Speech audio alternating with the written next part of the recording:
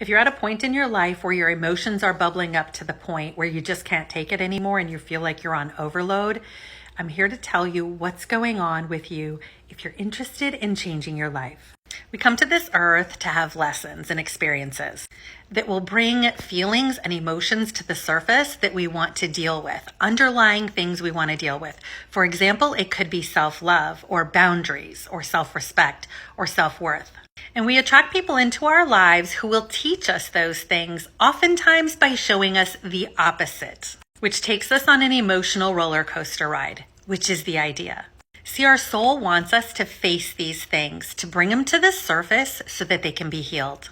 And the longer it takes you to deal with them and heal them, the longer you'll remain in pain and suffering, riding that roller coaster of emotions, not realizing the entire time that the answers are inside of you, that it requires inner healing.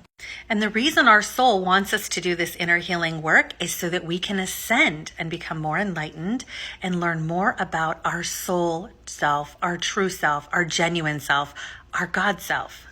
Our soul wants us to be in touch with that part, that higher self of ours that has all the wisdom, all the answers, and the peace that we so desperately chase. But until we let go of the drama and the trauma of the 3D reality, that peace is elusive. See, you have the choice to live at any moment from your lower self, your ego self, the emotional part of you that goes up and down with everything that happens in your life.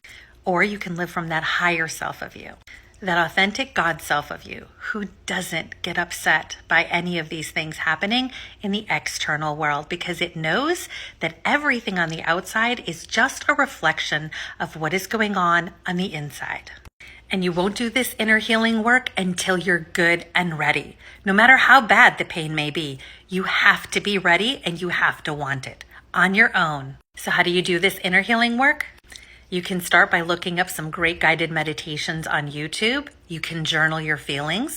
You can try to build a relationship with your guides and your higher self just by asking them to talk to you and having a conversation with them, even if you feel like you don't hear anything back.